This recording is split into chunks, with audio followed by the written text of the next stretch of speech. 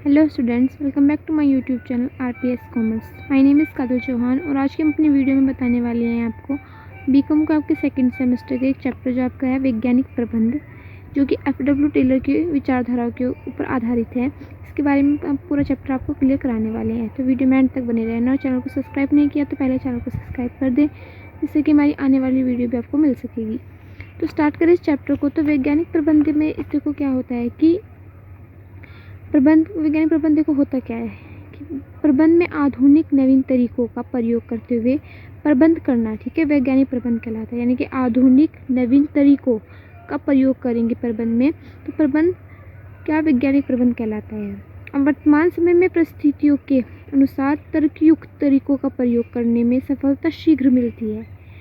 और क्या कह रहा है कि तथा नवीन तकनीकों की खोज होती है, जिसका व्यवहार या फिर जिसको व्यवहार में लाना या क्रमबद्ध व्यवस्थित तरीके से पूर्ण प्रबंध करना वैज्ञानिक प्रबंध कहलाता है। अंत हम कह सकते हैं कि वैज्ञानिक प्रबंध का प्रमुख उद्देश्य प्राचीन काल में चली आ रही पुरानी परंपराओं को छोड़कर, ठीक है, क्योंकि इसका उद्देश्य जो मेन वो है कि प्राचीन काल से आ रही परंपराओं को छोड़कर, ठीक है, वर्तमान नवीन तथा विकसित व अच्छी तर्क संगत वैज्ञानिक विधियों का प्रयोग करना है। इनके अच्छी वैज्ञानिक विधियों का प्रयोग करना है। उदाहरण के लिए, इनके एग्जाम्पल के लिए देख लिए कि कारखानों में उपस्थित बायोमेट्रिक होती है, जैसे कि जो थंब लगाया जाता है उसमें, तो बायोमेट्रिक द्वारा लगाना, ठीक है, निरीक्षण सीसीटीवी कैमरा द्वारा करना तथा ऑर्डर ऑनलाइन द्वारा लेना, ठीक है, ये सभी क्या होगी, आधुनिक विधियाँ होगी। यह सभी सर्वव्यापी हैं, ठीक है, कि प्रमाण सहित यह विधियाँ हैं, इनकी सहायता से किया गया प्रबंध वैज्ञानिक प्रबंध कहलाता है। यानी कि इनकी सहायता से, जैसे कि नए जो आधुनिक युग चल रहे हैं, इसमें हम इन वैज्ञानिक विधियों का प्रयोग करके क्या कर सकते हैं, उनकी सहायता से हम क्या कर सकते हैं, प्रबंध वैज्ञानिक प्रबंध कहलाता है। इनकी सहायता से किया गया प्रबंध क्या कहलाता है, वैज्ञानिक प्रबंध कहलाता है।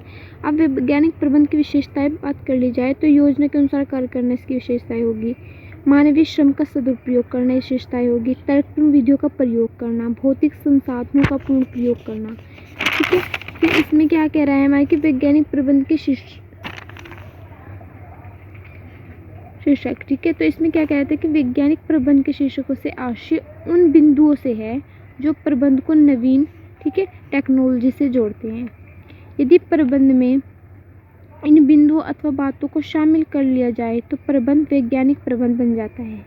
जो कि निम्न थी, कौन कौन सी बातें थी जिन्हें प्रबंध में यदि शामिल कर लिया जाए तो प्रबंध वैज्ञानिक प्रबंध बन जाता है। सबसे पहले तो लेखन कार्य, किसी भी चीज़ का लेखन कार्य जो होता है, यानी कि वैज्ञानिक प्रबंध का प्रथम शीर्षक लेखन कार्य या लेखांकन करना है। इसके अंदर बताया गया है कि लेखांकन करने से सभी कार्य सही तथा प्रमाण सहित होते हैं और सभी जानकारियाँ भविष्य में काम आती है।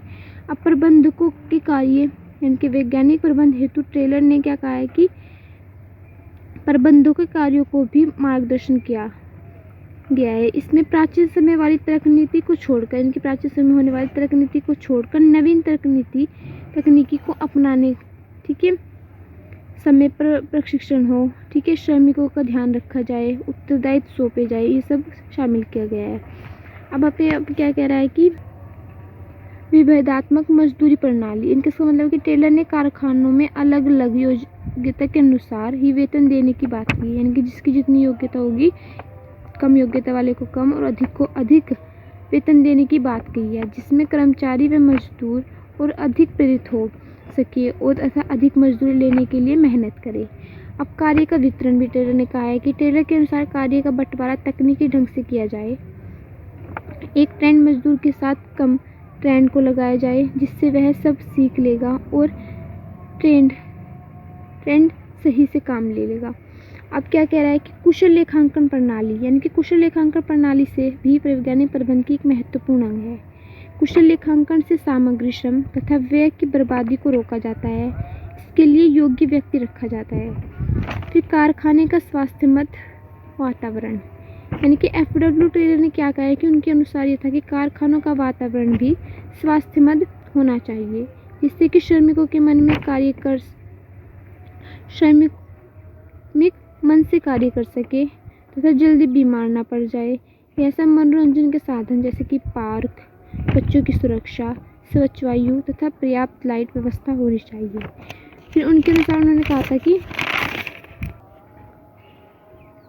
श्रम संघ संबंधी विचार, यानी कि टेलर के अनुसार श्रम संघ ठीक नहीं होते हैं, वे झगड़ा करते हैं, ठीक है, तथा बाधा डालते हैं।